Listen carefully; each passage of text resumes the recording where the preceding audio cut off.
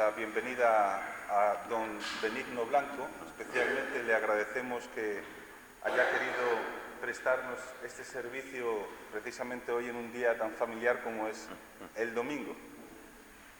A la hora de presentar a Benigno Blanco, pues uno no sabe por dónde empezar. Pero yo creo que lo primero y lo fundamental, bueno, es presentarle como un hombre creyente, padre de familia, 3 hijos. Su familia son feligreses y vecinos de nuestra parroquia Virgen Peregrina, en Diego de León, donde yo estoy residiendo. Y él, su oficio es abogado. Ha estado trabajando como secretario de Estado durante 8 años. Primero secretario de Estado de Aguas y Costas del Ministerio de Medio Ambiente y luego de Infraestructuras del Ministerio de Fomento. Actualmente es presidente del Foro Español de la Familia.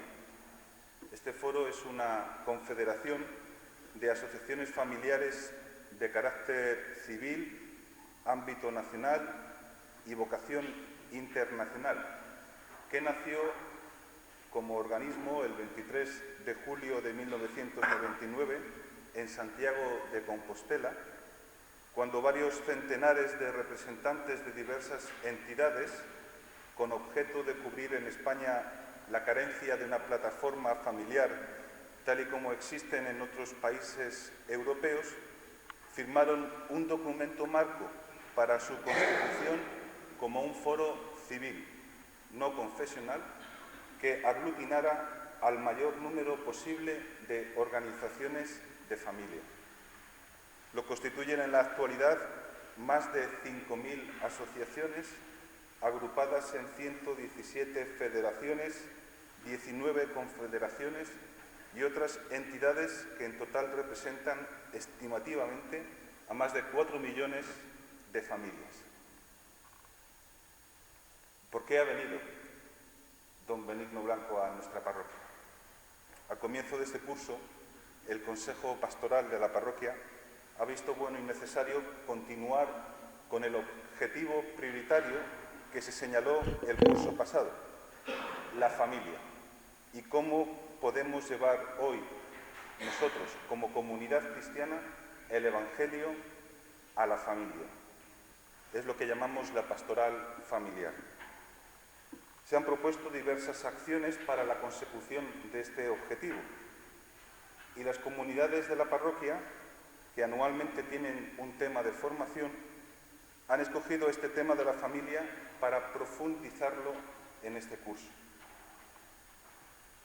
Cuando uno quiere reflexionar sobre cómo llevar hoy el Evangelio a la familia, lo primero que tiene que hacer es un análisis de la realidad a la que nosotros nos estamos enfrentando, para buscar las respuestas más adecuadas para la situación actual. Tradicionalmente la familia, que la hemos concebido como fundamentada en el matrimonio, en la unión del varón y la mujer, ha sido a su origen y fundamento, a la educación de los hijos, a la moral sexual, a la bioética. Me alegra profundamente que sea un padre de familia. En primer lugar, muchas gracias al padre Fernando por la invitación de estar aquí con ustedes, y voy a intentar hacer un rápido diagnóstico de cuál es la situación de la familia hoy día en España, que es por otra parte muy parecido al que podríamos hacer respecto a la situación de la familia en cualquier país de nuestro entorno, porque los retos, posibilidades, amenazas y realidades de la familia son más o menos las mismas en todo el mundo, con pequeños matices, ¿no? Entonces, en primer lugar, lo que quisiera trasladarles es que la familia está hoy día tan de moda como siempre lo ha estado a lo largo de la historia de la humanidad. Oirán ustedes con frecuencia hablar de la crisis de la familia, que es como un estereotipo que se repite continuamente, pero que no es cierto. La familia está hoy tan en crisis como lo ha estado siempre a lo largo de la historia de la humanidad, y está tan viva como lo ha estado siempre a lo largo de la historia de la humanidad. Lo que pasa, la familia es una cosa muy viva porque forma parte de la vida real de todas las personas y por lo tanto está en continuo cambio, en continua evolución, adaptándose a la realidad de las cosas como lo estamos las personas, ¿no? Quizá incluso se puede decir que el siglo XX ha sido una prueba de cómo la familia forma parte de la vida de la humanidad de forma inseparable, porque el siglo XX ha sido un siglo muy difícil para las personas y para las familias, y sin embargo todos los inmensos cambios revolucionarios que han padecido las sociedades europeas a lo largo del siglo XX, las familias las ha llevado con una gran naturalidad.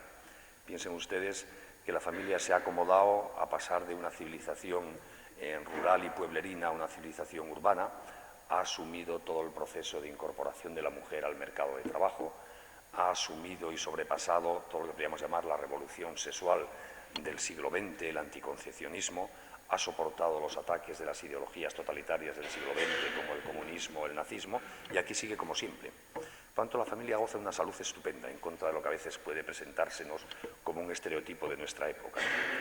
Y la realidad es que si uno mira los datos de la familia en la sociedad española en concreto, vemos que el 94% de los españoles vivimos en matrimonio.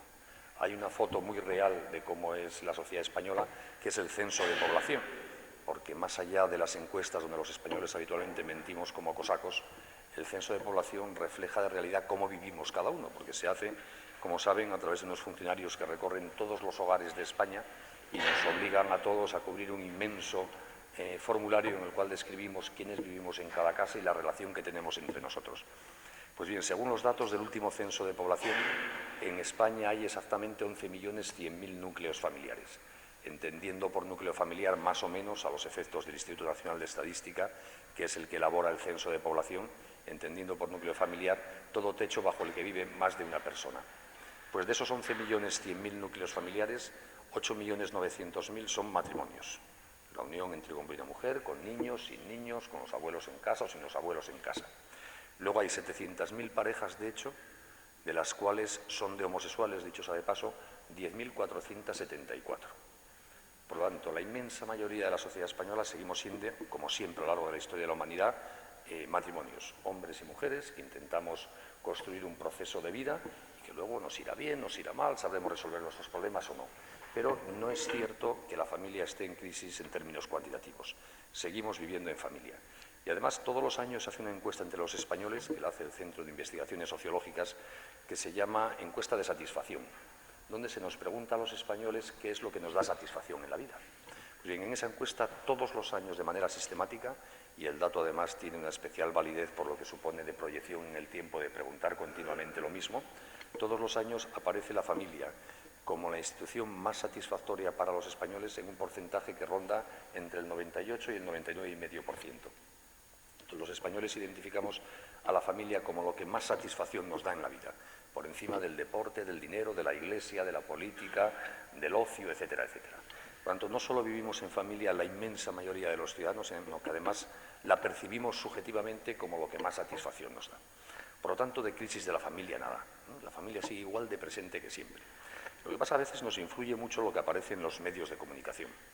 Ustedes saben que en los medios de comunicación nunca aparece lo normal, lo cotidiano, aparece siempre lo excepcional, lo que es noticia, ¿no? Hay un viejo adagio periodístico que dice que no es noticia que un perro muerda a un hombre, sino que la noticia es cuando un hombre muerde a un perro, porque eso es lo excepcional y lo raro.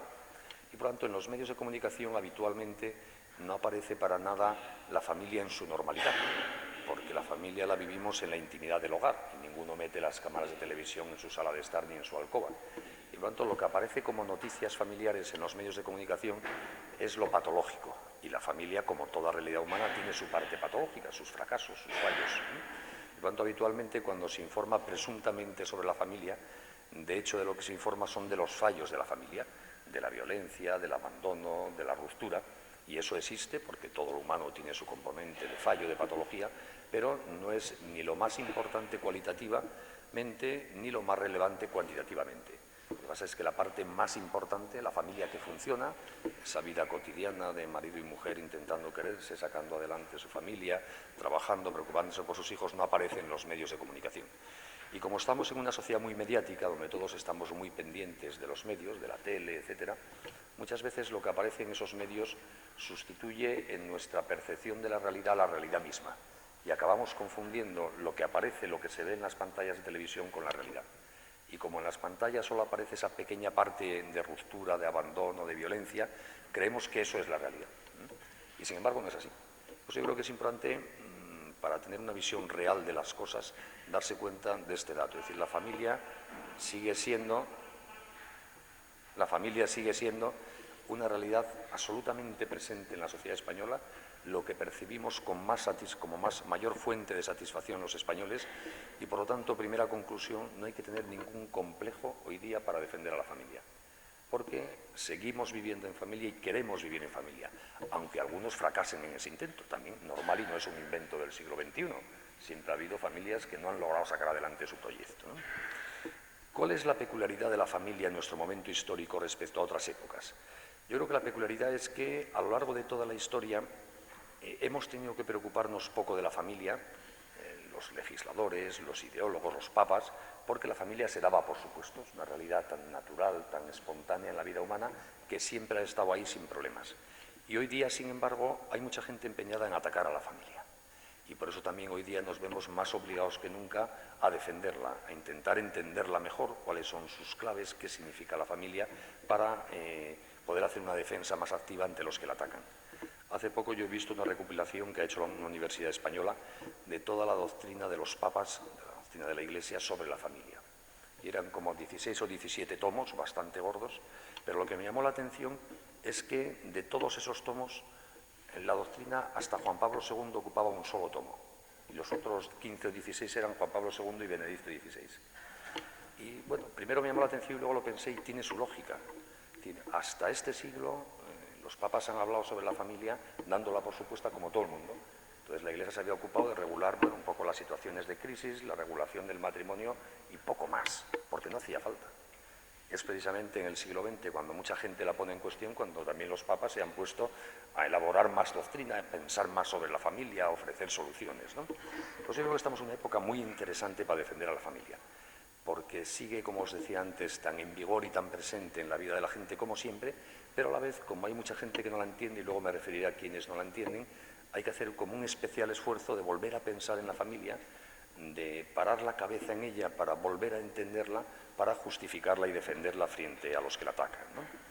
Por eso, si me permitís, voy a intentar explicaros, aunque sea elemental y pueda pareceros que es una pérdida de tiempo, por qué a lo largo de toda la historia de la humanidad, y además esto es una constante absoluta, en todos los tiempos, en todos los lugares del planeta y en todas las culturas, la familia basada en el matrimonio ha sido siempre vista como algo positivo que hay que proteger, que hay que defender. Y no hay excepción ninguna, en todos los pueblos y en todas las culturas. ¿Qué es lo singular que aporta la familia que ha llevado a que todas las épocas y todas las culturas la hayan protegido? Pues yo creo que cuando uno examina un poco la historia de la humanidad y en la evolución de las leyes, etcétera, se identifica claramente los dos motivos por los cuales siempre la familia ha sido percibida como una institución socialmente valiosa, que yo creo que son los dos motivos que permiten hoy día seguir afirmando que la familia es una institución especialmente valiosa. La primera es que la familia fundada en el matrimonio es el nicho ecológico de la vida humana. Es decir, la esencia de la familia, ¿cuál es? Es el fenómeno chico gusta chica, viven juntos, tienen niños. Y eso forma parte de la historia de la humanidad porque la especie humana es así desde Adán y Eva. Yo me imagino a cualquier clan primitivo del Pleistoceno, cuando uno de aquellos brutos que dirigía el clan o la horda viese que a uno de aquellos brutos le gustaba una de aquellas brutas y se iban a vivir juntos a una esquina de la cueva, pensaría, cosa buena, habrá brutitos para las próximas temporadas de caza, ¿no? Y esa es la esencia del interés de la familia. Al poder público, a las leyes, no le interesa ni la vida sexual de las personas ni la vida afectiva. Por entre otras cosas, sería un poder totalitario el que quisiese meterse en la vida sexual o afectiva de las personas. Lo que les interesa de la singular combinación de hombre-mujer, compromiso y, en consecuencia, apertura a la vida, es que eso produce un efecto positivo, que es positivo no solo para el hombre y la mujer que viven en matrimonio, sino para el conjunto de la sociedad. Y es que normalmente de esa vida con vocación de estabilidad compartida, cuando es un hombre y una mujer quienes la viven, surge algo que interesa a toda la sociedad, que son los niños. Por eso, familia es hombre-mujer y familia es apertura a la vida. Hay otras formas de vivir la sexualidad y la vida afectiva, y no son un invento del siglo XX, la humanidad las conoce desde siempre, pero son de nulo interés social. porque agotan su eficacia, por ejemplo, las relaciones homosexuales, a lo que sucede entre las dos personas. No producen ningún efecto positivo al resto de la sociedad, porque las relaciones homosexuales son estériles, por definición biológica, no porque lo diga el Papa ni la legislación. Y sin embargo, cuando son un hombre y una mujer, basados en la natural complementariedad psicofísica entre los sexos en la especie humana, quienes comparten su vida, sucede algo que sí nos interesa al conjunto de la sociedad, a los niños. Por lo tanto, la esencia de la familia es su fundamento en el matrimonio, repito, no porque lo diga el Papa, la familia no es un invento cristiano, forma parte de la especie humana como tal, sino porque de ahí es donde surge la vida y eso es lo que interesa de la familia al conjunto de la sociedad. Y además en la especie humana se da una característica muy singular, muy rara en el conjunto de las especies que comparten con nosotros este planeta, y es que los seres humanos no nos limitamos a parir niños como hecho biológico, sino que una vez paridos los queremos normalmente. Y los niños cuando crecen quieren a sus padres. Y esa relación paterno-filial, el parentesco de consanguinidad, es el lazo de solidaridad interpersonal más potente que ha conocido jamás la humanidad. Y eso tiene una eficacia humanizadora y de introducción de calidad de vida en la sociedad que es inmenso, hoy como ayer. El que haya un sitio en la sociedad, eso que llamamos familia, donde unas personas se preocupan de otras por el mero hecho de existir, donde la gente es querida porque existe sin más, donde sin necesidad de esperar contraprestación alguna unos se preocupan de otros, es de una eficacia socializadora impresionante. Eso es lo que los estados modernos, con el nombre de seguridad social, intentan recrear con gran coste y poca eficacia. Lo que la familia hace con naturalidad, con coste cero y con inmensa eficacia, que es cuidar, acoger, querer, cubrir las necesidades, cuando la familia falla y lo tienen que hacer los estados, es un problema complejísimo y costosísimo. Y eso hoy como ayer. Por eso la familia sigue siendo hoy día la que más humanización aporta a la sociedad. Vivimos en una sociedad que está muy mercantilizada, donde las relaciones entre los adultos se basan con excesiva frecuencia en el principio de te doy tanto cuanto espero recibir de ti. Y sin embargo tenemos al lado de la familia, donde las relaciones entre las personas se basan en el principio de te doy todo lo que necesites, porque lo necesitas y mientras lo necesites, y sin esperar recibir nada a cambio. Eso es eficaz brutalmente, eso humaniza, eso da calidad de vida. La familia es la verdadera seguridad social. Y por eso en nuestros días la familia sigue siendo una institución absolutamente necesaria y valorada como siempre lo ha sido. Porque es eso, el sitio donde la gente es cuidada. Pensar lo que habría sido de Europa, por ejemplo, con el altísimo nivel de desempleo juvenil que hemos vivido desde los años 90, si no estuviese la familia para acoger a todas esas generaciones jóvenes que tardan tantísimo en incorporarse al mercado de trabajo. ¿O qué sería de los ancianos si no estuviese la familia para atenderlos? ¿O qué sería de los enfermos de SIDA si no estuviese una familia para acogerlos? O de los niños, etcétera, etcétera. La familia funciona como la verdadera seguridad social y por eso la familia es imprescindible en sociedad. Y repito, hoy exactamente igual que hace 4 siglos, 12 o 5.000 años, me da lo mismo. Por tanto, la esencia de la familia no es una cuestión de ideologías, de conceptos, ni siquiera de religiones. Es que en la especie humana la complementariedad hombre-mujer abierta a la vida es de una eficacia social impresionante, única e insustituible. Y por tanto, cuando hoy día se habla de modelos de familia es una discusión teórica. Familia solo hay una. Hay otras formas de vivir la sexualidad, eso es obvio. Repito, no es un invento del siglo XX. Pero familia solo hay una. Hombre y mujer que se quieren, comparten su vida y en principio de ahí resulta la maternidad. Eso es la familia. Es evidente que se puede hacer de forma más ordenada, menos ordenada, que hay madres solteras, que ha habido épocas históricas donde esto se ha rodeado de muchas injusticias, como la poligamia o el derecho de los hombres a disponer de la vida de los niños, pero esa esencia nuclear de chico, chica, niño es la familia hoy como siempre. Y repito, luego eso se vive mejor, peor, con más precisión, con más finura moral o con menos finura moral. Y todas las demás formas de sexualidad o de afectividad forman parte de la vida de la humanidad, no son un invento actual y no aportan nada a la sociedad, ni hoy ni ayer. Por eso, cuando hoy día afrontamos a la familia, debemos, por decirlo así, quitarnos de encima ciertos debates ideológicos que no hacen más que confundir. Por ejemplo, sabéis que hace un par de años en España se aprobó una ley, en el año 2005, la ley conocida popularmente como del matrimonio homosexual, que no es eso, que de hecho lo que hizo fue suprimir el matrimonio de la ley al equipararlo a las uniones homosexuales. Y se basaba, y así se nos presentó, si lo habéis seguido un poco por los medios de comunicación, en el siguiente argumento. Se decía, dos homosexuales o dos lesbianas pueden quererse, cosa que es evidente, pueden compartir su vida sexual, cosa que es evidente, y por lo tanto se concluye están haciendo lo mismo que hacen hombre y mujer casados y por lo tanto a esa realidad homosexual hay que darle el mismo nombre, matrimonio, y regularla con la misma ley. Claro, ese argumento es un sofisma, porque entre dos homosexuales o dos lesbianas no existe lo mismo a efectos sociales que existe entre el hombre y la mujer, porque las relaciones homosexuales son estériles, es decir, en ellas no se da por definición aquello que interesa a la sociedad y a la ley de la familia. Lo cual no quiere decir que no exista ni que haya que excluirlo, está ahí, es una realidad, que repito, aparte la conocemos desde siempre, pero no aporta por definición lo mismo en términos de eficacia social que aporta el matrimonio. Por eso esa ley a mí me parece que es injusta, porque equipara dos realidades muy distintas. Una, el matrimonio entre hombre y mujer, que aporta muchísimo a la sociedad, y otra, las relaciones de dos personas del mismo sexo, que no aporta nada a la sociedad, aunque exista, obviamente. Lo mismo sucede con la reciente reforma legal habida en España, que conocemos popularmente como Ley del Divorcio Exprés, que, como sabéis, declara divorciable todo matrimonio a partir del tercer mes de la boda, sin necesidad de alegar causa ninguna que lo justifique y a petición unilateral de cualquiera de los cónyuges y aunque el otro se oponga. Esa es una ley que no es razonable, porque no hay ningún otro contrato en la legislación española que pueda ser resuelto, que pueda ser roto a los 3 meses de firmarlo por decisión unilateral de uno de los contratantes. Imaginaros lo que pensaríamos del contrato de trabajo si una ley dijese que el empleador puede despedir al empleado a los 3 meses de firmar el contrato porque sí, sin necesidad de poner ninguna causa encima de la mesa. O si la ley de arrendamientos urbanos se modificase para establecer que los propietarios pueden poner en la calle a los inquilinos a los 3 meses de firmar el contrato sin necesidad de alegar motivo ninguno. Seguro que no nos parecerían razonables, pues con el matrimonio, que es un contrato mucho más serio y mucho más importante para la sociedad que el contrato de trabajo o el de arrendamiento, no hay motivo tampoco para tratarlo como algo tan banal e irrelevante que se pueda romper a los 3 meses. Son estas leyes que en el fondo demuestran que una parte de los legisladores, como una parte de nuestra sociedad, en el fondo es que no entiende el matrimonio. Y como no lo entiende, no acaba de saber qué es, cuando le pone las manos encima lo estropea. Y no se hace con mala fe, no es porque no se quiera que haya matrimonios y familias, sino porque se pone por encima determinados prejuicios ideológicos que hacen que se estropee la realidad familiar cuando la tocamos.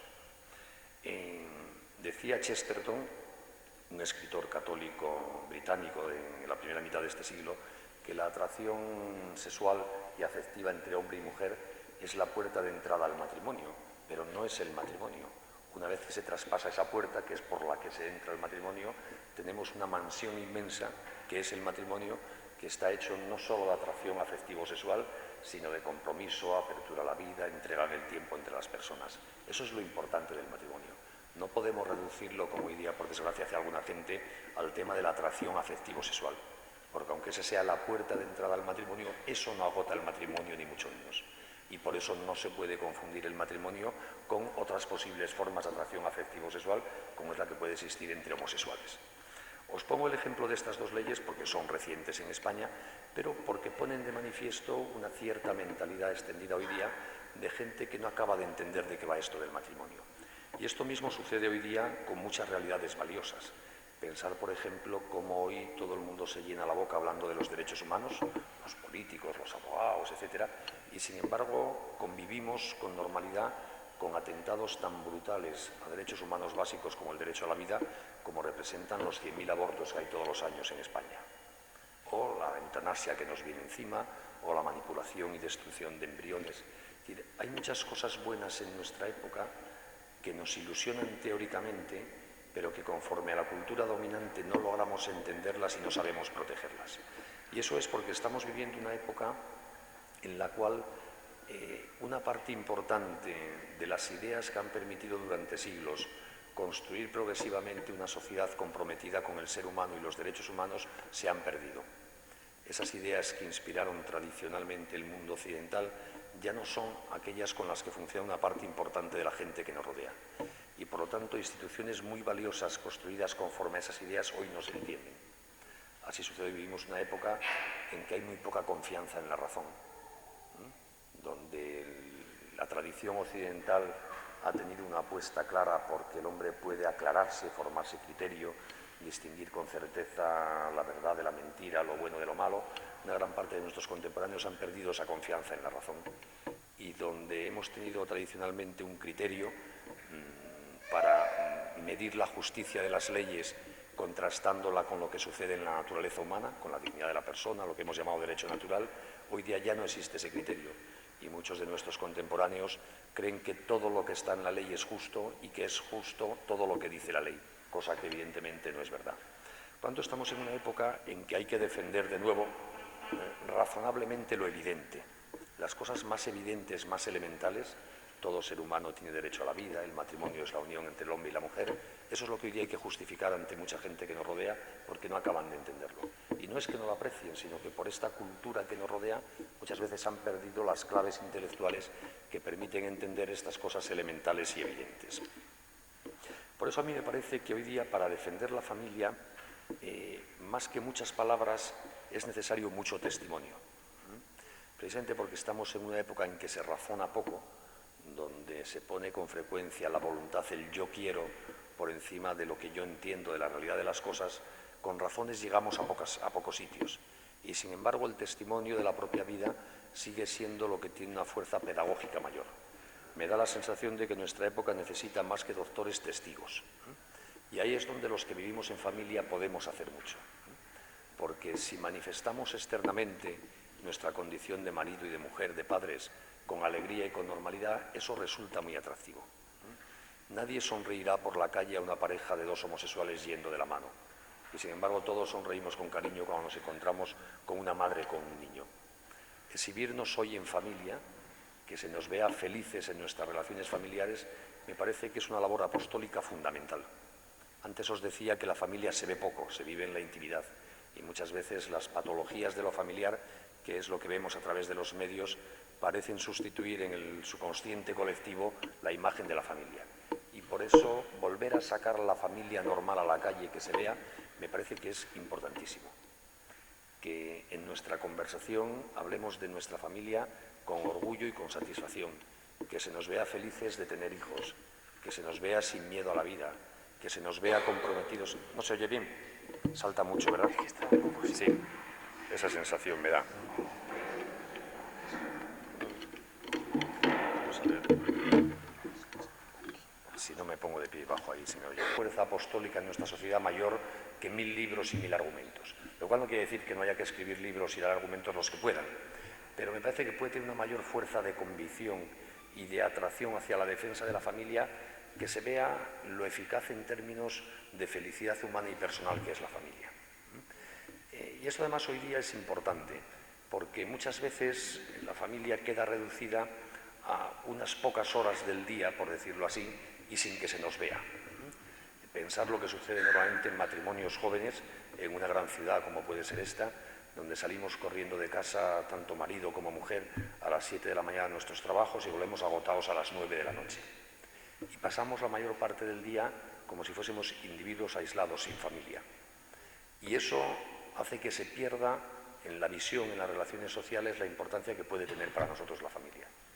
Y por eso aprovechar para que se nos vea en familia, para vivir juntos el ocio, para hablar de nuestra mujer o de nuestro marido y de nuestros hijos cuando estamos también en la jornada laboral, es muy importante para que no desaparezca de la gente que nos rodea la visión de lo importante que es para nosotros la familia. Y lo mismo sucede con la palabra. Sabéis que la palabra es el mayor poder que tenemos los seres humanos. A través de la palabra nos metemos en la intimidad de la conciencia y el corazón de los demás. En eso que aparentemente es tan íntimo que no llega a nadie, llegamos nosotros con la palabra. Yo ahora estoy influyendo en vuestra cabeza y en vuestro corazón. Tanto cada vez que hablamos, si hablamos también de la familia y hablamos en positivo, estamos ayudando a construir familia en el corazón y en la cabeza de la gente que nos rodea. Y además hoy día, que vivimos en una sociedad donde no hay ningún pudor, de los temas de familia se habla continuamente. Hoy día se habla de divorcio y de sexo y de anticoncepción y de vida o de aborto, etcétera, ¿no? Un cristiano, cuando se habla de esas cosas, debe hablar en positivo. ¿No sería razonable que una persona que está intentando vivir una vida matrimonial con compromiso luego se ría y comente con gracia los divorcios de los famosos? Sería esquizofrénico, contradictorio, porque eso es un fracaso, no tiene ninguna gracia. Pues no tendría ningún sentido que una persona que se abre a la vida en su relación matrimonial y se preocupa por sus hijos, luego hable con normalidad de los anticonceptivos o del aborto. Sería contradictorio absolutamente. Ser coherentes en el uso de la palabra, en lo cotidiano de la vida social, con los valores de la familia hoy día es fundamental, porque vivimos en una sociedad absolutamente pluralista, donde continuamente nos están llegando, no solo a través de la palabra, sino a través de los medios de comunicación, de la tele, de Internet, modelos de conducta. Y ahí nosotros tenemos que participar en ese mundo pluralista colocando nuestro mensaje positivo sobre la familia, porque si no, aunque sea por cobardía, por dejarnos llevar por lo que, muchísimas gracias, por lo que presuntamente está de moda, podemos estar haciendo un gran daño. Y ahí no podemos tener ningún complejo. En nuestras conversaciones, en nuestros juicios sobre lo que sale en la tele, sobre los contenidos de las series de televisión, tenemos que ser coherentes.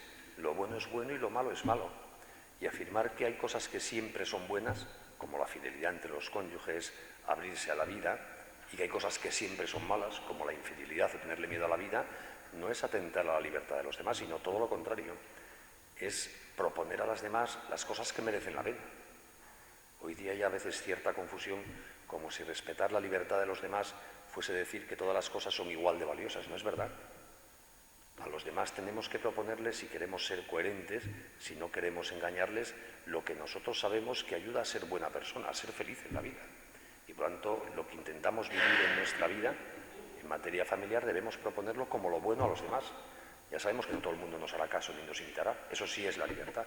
Pero la libertad no es convertir en la vida social lo bueno en malo o lo malo en bueno. Eso sería absurdo. Eso sería una gran deslealtad. Además, pensar que la familia es en estos momentos la gran solución a los grandes males de nuestra época. ¿Cuáles son los grandes males de nuestra época? Por lo menos en el mundo occidental. Son precisamente el individualismo, la incapacidad de compromiso, el miedo a la vida y al futuro. ¿Cuál es la solución para eso? Más familia. En la familia es donde aprendemos a querernos, a entregarnos, a no tener miedo al futuro, donde encontramos la seguridad, donde la apertura a la vida es consustancial a la labor. Por lo tanto, hoy día vender familia, por decirlo así, es como ofrecer la gran vacuna para los grandes males de nuestra época. Y sería absurdo que si tenemos, por gracias a Dios haber recibido esa doctrina, por ejemplo, por ser católicos, claras esas ideas, que les ocultemos esta vacuna a los que tienen esos problemas y no tienen esa vacuna. Sería como si tuviésemos la vacuna contra el SIDA y se la ocultásemos a los enfermos de SIDA con la que nos encontramos. Eso sería inhumano. Pues quienes entendemos qué es el matrimonio, qué es la familia y por qué merecen la pena, tenemos la vacuna para los grandes males de nuestros días. No podemos ocultarla y guardárnosla para nosotros. Pues yo creo que es algo, la doctrina cristiana sobre el matrimonio y la familia es un verdadero tesoro para la sociedad de hoy día que tenemos que ofrecer abiertamente. Tenemos que ofrecerla con nuestro ejemplo, con nuestro testimonio y con nuestra palabra. Y también es verdad que hoy día, precisamente porque vivimos en una sociedad muy pluralista, donde se nos ofrecen continuamente todo tipo de modelos de conducta y de pensamiento, es muy importante formarse. Hoy día no se puede salir a la calle a decir las cosas son así porque siempre han sido así o porque lo dice el Papa. Hoy día hay que saber dar razón razonada de nuestras convicciones. Y para dar razón razonada de nuestras convicciones antes hay que formarse. Y yo por lo menos solo conozco dos formas de formarse, que son o escuchar o leer a los que saben más que nosotros.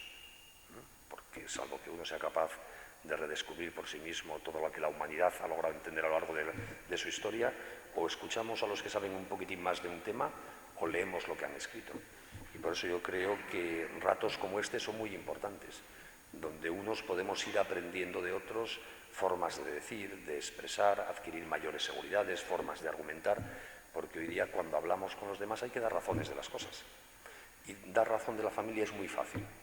La familia es algo tan espontáneo, tan eficaz, que es muy fácil, pero hoy día hay que razonarlo, por lo que os decía antes, porque hoy día las cosas más evidentes hay que razonarlas, no serán por supuesto. Uno de los temas muy importantes hoy día para defender la familia es la educación, precisamente porque vivimos en una sociedad que es un verdadero mercado de las ideas y de los modelos de conducta. Los chicos y las chicas jóvenes no reciben, como pasaba en otras épocas, la tradición cultural solo en la familia, sino que la reciben también en la calle, a través de los medios de comunicación, en la escuela, en la tele, etc.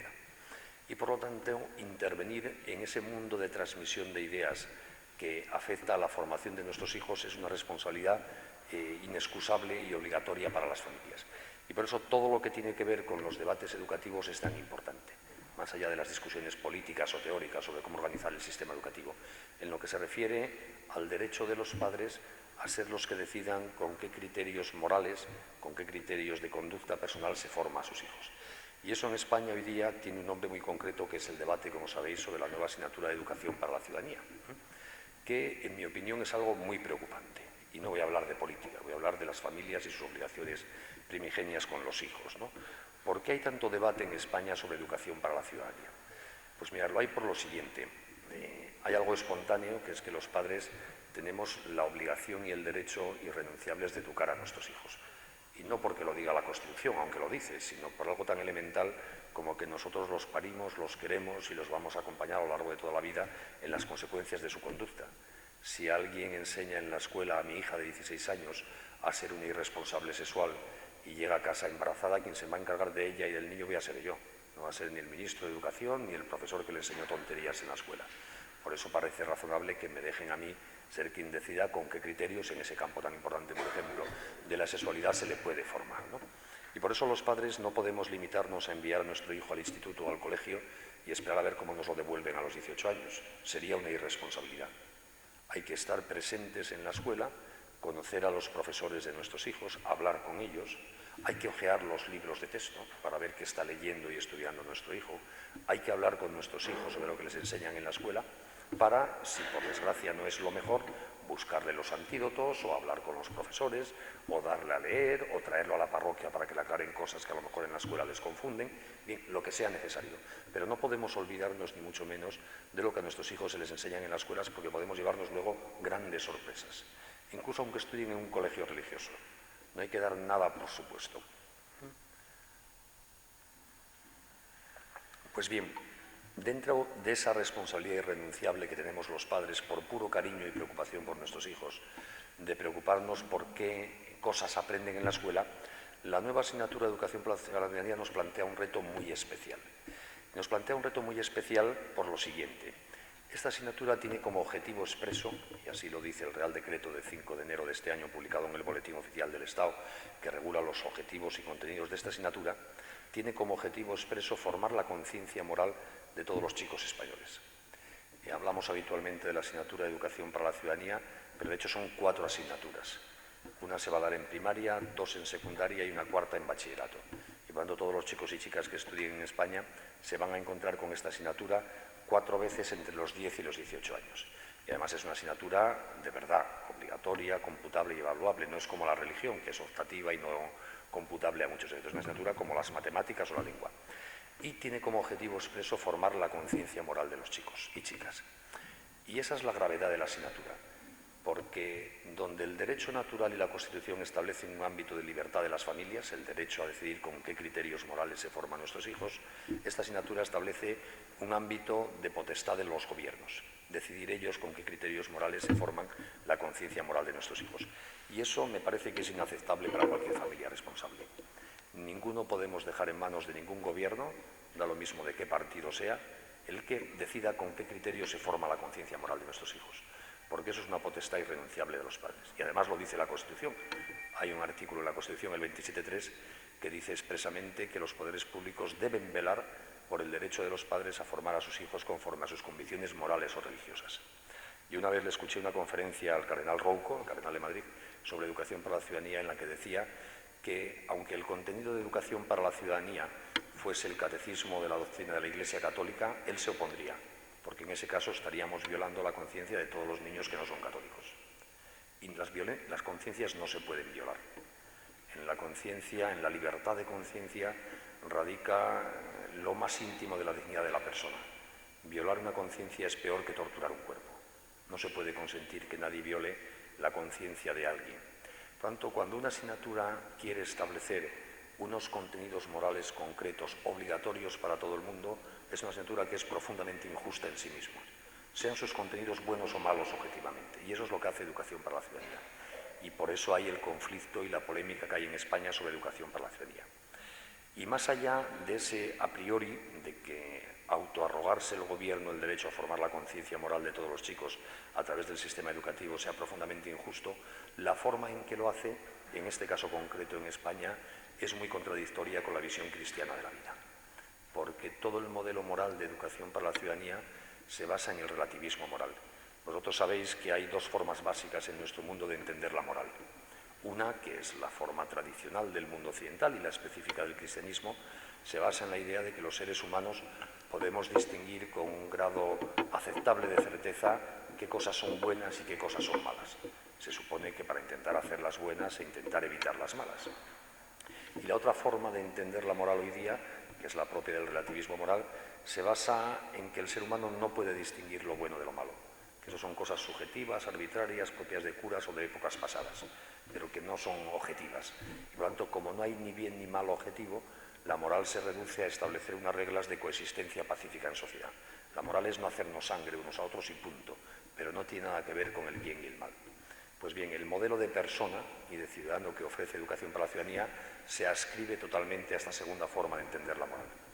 En la descripción en el BOE, en el Boletín Oficial del Estado de la Asignatura, que son casi 25 folios, la palabra bien no aparece ni una vez, la palabra mal no aparece ni una vez, la palabra verdad no aparece ni una sola vez, y sin embargo aparece multitud de veces pluralismo moral, autonomía moral, resolución pacífica de conflictos, tolerancia, etc., la terminología propia del relativismo moral. Y yo por lo menos no estoy dispuesto a que a mis hijos se les eduque en el relativismo moral, porque sé que así no van a poder ser felices. Si ya distinguiendo lo bueno de lo malo nos cuesta ser buenos, por lo menos esa es mi experiencia, no sé cuál será la suya, sin distinguir el bien del mal es imposible ser bueno. Y por lo tanto, si educamos a toda una nueva generación en que no se fíen de los que hablan del bien y del mal, y que crean que la ética no tiene nada que ver con el bien y el mal, sino que se reduce a esta tolerancia indiferenciada de toda conducta, yo creo que estamos haciendo a toda una generación incapaz para la vida moral. Es como castrarlos, aunque luego les pidamos que sean fecundos, que sean buenos, pero eso es imposible ya. Esta forma de entender la moral, si me permiten un ejemplo muy concreto, se ve muy bien en el uso que se hace hoy día de la palabra tolerancia, porque es una palabra que hoy día nos suena bien a todos, ¿verdad? Seguro que si alguien nos pregunta si somos tolerantes, todos diríamos rápidamente que sí. Pues yo les digo, yo no soy tolerante, me siento muy orgulloso de no serlo, porque me parece que uno puede ser tolerante con determinadas cosas malas de vez en cuando, pero con el bien nunca se puede ser tolerante. Al bien hay que quererlo, no basta con tolerarlo. Si yo cuando vuelva esa tarde a casa, me lleve el padre Fernando en coche, llego y le doy un beso a mi mujer, que es lo que hago cuando llego a casa y la saludo, ¿no? Y le dijese, Loli, ¿cuánto te tolero? Probablemente mi mujer me diga que me he vuelto tonto en este viaje a Luche, porque mi mujer tiene derecho a esperar que yo le diga, Loli, ¿cuánto te quiero? Porque es buena. A las cosas buenas no basta con tolerarlas, hay que quererlas. Predicar la tolerancia como la clave de la moral es muy triste, es muy pobre, es demasiada poca cosa. Y sin embargo esa es la clave de la moral de Educación para la Ciudadanía. Una especie de tolerancia indiferenciada tanto hacia lo bueno como hacia lo malo. Eso no funciona de verdad. La ministra de Educación suele decir que con esta asignatura vamos a hacer ciudadanos responsables y que gracias a eso vamos a evitar y a disminuir esas conductas que hoy día nos preocupan a todos, como es el incremento, por ejemplo, de la violencia escolar. Muchas gracias. Nunca me han atendido tan bien en la vida, ¿eh? Da gusto.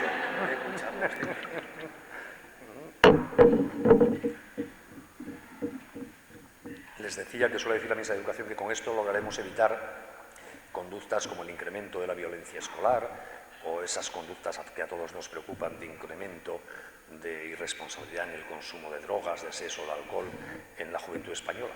Pues yo les digo que no es verdad, sino que va a ser al revés. Si educamos a los niños en la pura tolerancia, en la desconfianza hacia el bien y hacia el mal, en el puro relativismo moral, esas conductas se incrementarán. Es como echar gasolina al fuego. Lo siento mucho, cuando se echa gasolina al fuego, el fuego aumenta, no disminuye. Pues me parece que este es un tema muy serio. Y además, en el diseño de Educación para la Ciudadanía, después de proponer este modelo moral tan pobre, el que la ha hecho sabe que no puede quedarse ahí y que alguna referencia ética hay que ofrecer a los chicos. Y la referencia ética exclusiva como la única válida en democracia que ofrece Educación para la Ciudadanía a los adolescentes españoles es las leyes vigentes. les dice que la única referencia ética válida en democracia, tanto para la consulta personal como social, son la Constitución, las declaraciones de derechos humanos, los estatutos de autonomía y las leyes. Y esto es también muy preocupante, por tres razones. La primera, porque conociendo leyes no aumenta la virtud de la persona. Yo soy abogado y me encanta estudiar Derecho, pero por muchos kilos de boletín oficial del Estado que uno lea, su grado de virtud sigue intacto, no aumenta lo más mínimo. La lectura de las leyes no da para eso, para generar hábitos virtuosos. Pero además es que una parte importante de las leyes en vigor hoy día, además en los temas más importantes, son contrarias a la ética, como sucede en materia de derecho a la vida o definición de matrimonio. Y por lo tanto, si estamos diciéndole a los chicos y chicas que su única referencia ética debe ser lo que dicen las leyes, en temas muy importantes les estaremos diciendo que su referencia ética deben ser principios profundamente inmorales.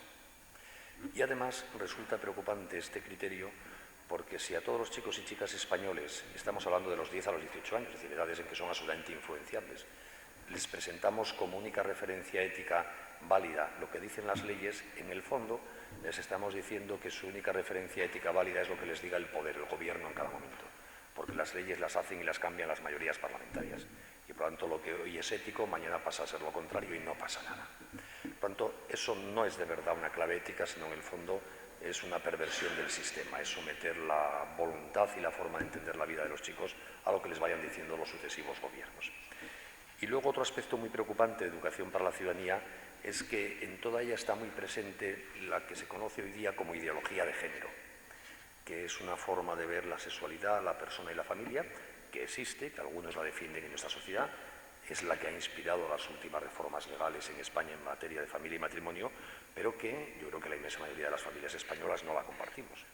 Y no se entiende por qué la forma ideológica de ver estas materias de unos pocos debe imponérsenos a los hijos de todos a través del sistema educativo público. Muy rápidamente y en resumen, la ideología de género surgió en el seno del feminismo norteamericano a finales de los años 60 del siglo pasado, cuando un grupo de feministas radicales empezaron a criticar todo el feminismo anterior diciendo que se había equivocado el objetivo. El feminismo histórico pretendió siempre, en sentido es muy loable, conseguir la igualdad de derechos entre el hombre y la mujer. Es verdad que a lo largo de toda la historia de la humanidad, en todas las civilizaciones, la mujer ha estado oprimida por el varón. Les hemos negado derechos, posibilidades de proyección social, acceso a la cultura, al trabajo, etc. Por eso el feminismo en principio es un movimiento positivo, aunque a veces ha equivocado objetivos y ha defendido tonterías. Pero las nuevas feministas vinieron a decir, buscar la equiparación de la mujer con el varón no libera a la mujer. Lo único que puede liberar a las mujeres es que desaparezca la distinción entre hombre y mujer. Para ellas toda la historia de la humanidad es la historia de una lucha de clases entre hombres y mujeres. Y por lo tanto solo puede llegar a la liberación de la mujer el día que desaparezcan esas clases, que no haya ni hombres ni mujeres. Para ellas todo lo que tiene que ver con la sexualidad es puramente cultural e histórico. No hay nada natural en materia de sexualidad. La propia distinción entre hombre y mujer es cultural. Es un invento de los varones para esclavizar a nuestro servicio, a lo que llaman la función reproductiva, a la otra mitad de la humanidad bajo el nombre de mujeres. Y por lo tanto, como no existe nada natural en materia de sexualidad, cada uno se debe construir libre y autónomamente la dimensión sexual de su personalidad, que es lo que la ideología de género llama orientación afectivo-sexual, expresión que ustedes hoy día oirán mucho y que aparece varias veces en Educación para la Ciudadanía. Y como cada uno debe construirse libre y autónomamente su orientación afectivo-sexual, todas las orientaciones afectivo-sexuales son igual de valiosas. Homosexualidad, transexualidad, bisexualidad, lesbianismo, heterosexualidad, son orientaciones afectivo-sexuales, todas igual de buenas y valiosas. Y por eso una de las características básicas de nuestra sociedad es lo que los ideólogos de género llaman la diversidad afectivo-sexual, que colocan al mismo nivel en nuestras sociedades que el pluralismo ideológico y religioso y que aparece como uno de los objetivos a valorar por los chicos en los contenidos de educación para la ciudadanía. Y luego ya, si alguien dice que no todas las orientaciones afectivo-sexuales son igual de valiosas, pasa a ser un peligroso homófobo, que es el término inventado por la ideología de género para descalificarnos a todos los que no pensamos en esa clave intelectual.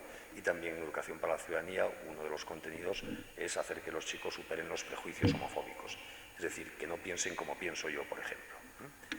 Pues bien, esta ideología de género a mí me parece una forma de ver la sexualidad muy triste, que no ayuda para nada a la felicidad de las personas y se pretende transmitir a través de Educación para la Ciudadanía como si fuese la forma obligatoria en que tienen que ver estas cuestiones los chicos y chicas españoles para ser buenos ciudadanos en nuestra democracia. Por eso esta asignatura no se parece en nada a lo que existe en otros países europeos, donde bajo el nombre de Educación para la Ciudadanía lo que se enseña es Constitución, Derechos Humanos y Participación Social, cosas positivas, ojalá que se enseñasen en la escuela, sino que aquí tiene un contenido ideológico de formación moral que es en el fondo un serio ataque al derecho de los padres de familia que eduquemos en libertad a nuestros hijos. Y como sabéis, los obispos españoles se han pronunciado ya 2 veces sobre la asignatura, diciendo 2 cosas que yo creo que son claramente acertadas. La primera es que, vistos los contenidos establecidos para la asignatura, tal y como se ha diseñado en el Boletín Oficial del Estado, su contenido resulta incompatible objetivamente con una visión cristiana de la persona y de la educación. Y la segunda cosa que han dicho los obispos es que, como eso es así, todos los católicos españoles debemos hacer lo que esté en nuestras manos para evitar que se consume este daño. Y ya no los obispos, sino asociaciones civiles como es el Foro de la Familia en la que yo trabajo, estamos aconsejando a los padres de familia una forma muy concreta de oponernos a esta asignatura, que es el ejercicio del derecho constitucional de objeción de conciencia, que es un derecho que está en la Constitución, forma parte del derecho a la libertad ideológica y religiosa y que permite a un ciudadano, cuando una ley le quiere imponer una obligación individualizada, cuyo cumplimiento supondría violar sus condiciones más íntimas de conciencia, le permite poner su conciencia por encima de la ley y negarse a cumplirla. El supuesto típico y tradicional es el del médico frente al aborto. Si a un médico se le quiere obligar a practicar un aborto y él en conciencia cree que eso no puede hacerlo, porque es ir contra la vida, que es su misión, no tiene por qué recurrir a los tribunales de la ley del aborto. Le basta con decir, pongo mi conciencia profesional por encima de la ley y yo no hago un aborto. Y ese es un derecho reconocido en nuestra Constitución. Y por eso nosotros, dado que vemos en Educación para la Ciudadanía un conflicto de libertad, que donde la Constitución establece un ámbito de libertad de las familias, la asignatura establece un ámbito de intervención de los gobiernos, estamos proponiendo la objeción de conciencia, es decir, que los padres de familia nos neguemos a que nuestros hijos cursen esta asignatura. Y estamos haciendo toda una campaña por toda España para informar a los padres y madres de familia de lo que supone esta asignatura y proponiéndoles que, si les parece bien, para defender a sus hijos de este adoctrinamiento ideológico, ejerciten el derecho constitucional de objeción de conciencia. Y gracias a Dios, miles y miles de familias están respondiendo de una manera responsable, ejerciendo este derecho y, por lo tanto, diciendo que no están dispuestos a que nadie se entrometa en su derecho a formar moralmente a sus hijos. Y voy a concluir ya. Como veis, yo os decía al principio, la familia sigue igual de vigente que siempre, omnipresente en la sociedad. La opción mayoritaria que adoptamos los españoles para organizar libremente y porque nos da la gana nuestra vida, casarnos y abrirnos a la vida. Luego lo haremos mejor, peor, fracasaremos o no, pero sigue siendo lo más mayoritario. Por otra parte, desde las leyes, por influjos ideológicos, no se está haciendo justicia a la familia y se están aprobando leyes, y no solo en España, este es un fenómeno universal, que no hacen justicia a la familia, que le hacen daño objetivamente, que atacan a la familia en los rasgos esenciales, la heterosexualidad, la estabilidad, la apertura a la vida, que son las que permiten precisamente a la familia ser una institución socialmente eficaz. Y por otra parte hay ideologías hoy día, como la ideología de género, que tiene verdadera fobia a la familia, que consideran que para liberar al ser humano, especialmente a la mujer, hay que acabar con la maternidad y el matrimonio como sea. Bueno, este es el panorama de nuestros días. Y por eso yo creo que hoy día es la hora de la responsabilidad para las familias. No podemos ya dar por supuesto que estamos aquí y que, bueno, pues que como es una realidad tan evidente, nadie le va a hacer daño. Claro que hay gente que le quiere hacer daño, porque no saben, porque no entienden. En cuanto a las familias, nos toca de alguna manera asumir la responsabilidad de nuestro futuro.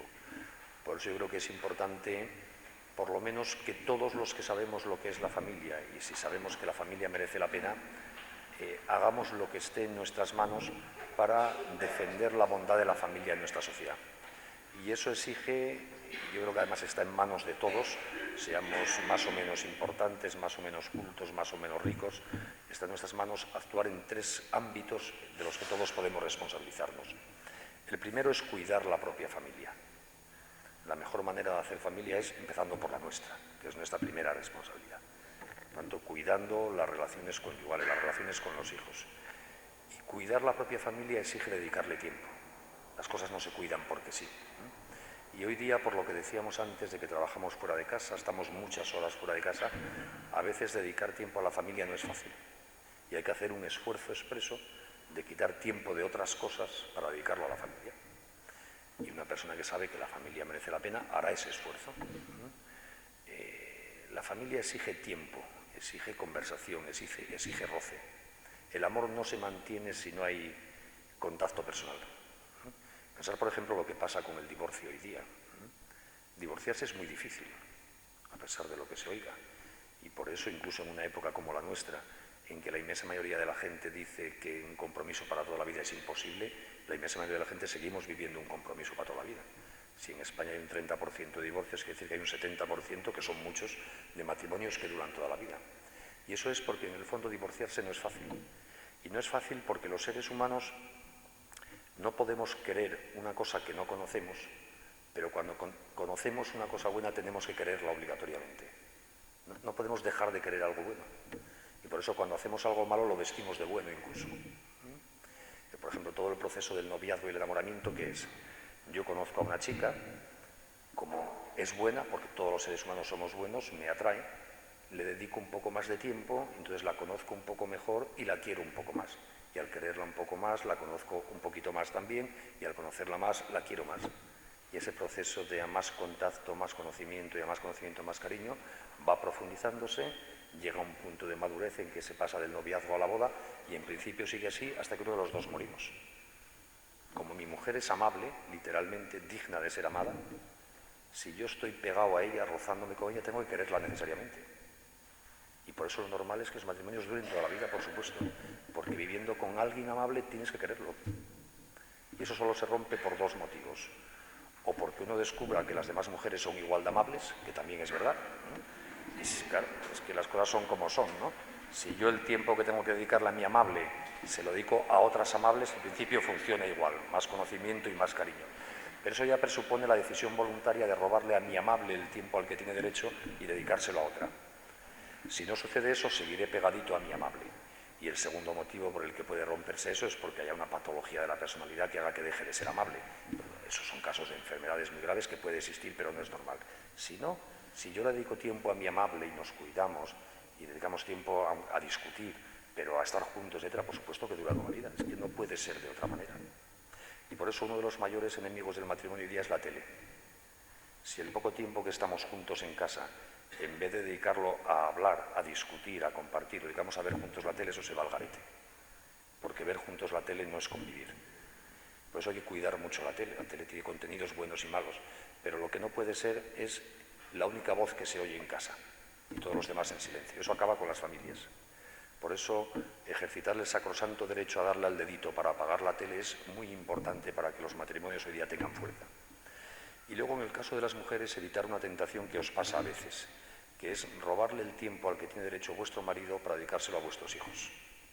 La familia se funda en el matrimonio y eso para siempre. Por tanto, lo esencial en el matrimonio y en la familia es que marido y mujer se cuiden, se atiendan, hablen y se dediquen tiempo. Y luego los dos a los hijos. Pero no vale eso de la mujer se dedica a los hijos y el varón mira el periódico. No, eso no funciona. Por tanto, mujeres, no descuidéis a los maridos, porque si no empieza lo de encontrar otras amables por ahí, claro. Por tanto, dedicarnos tiempo. Si nos dedicamos tiempo, esto funciona y esto dura.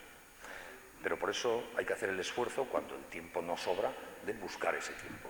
Por tanto, cuidar la propia familia. En segundo lugar, como os decía antes, un ámbito de responsabilidad que todos podemos usar es la palabra. Hablemos bien de la familia. Contemos a la gente que nos rodea lo a gusto que nos sentimos en familia. Lo importante que es para nosotros nuestra mujer, nuestro marido, nuestros hijos.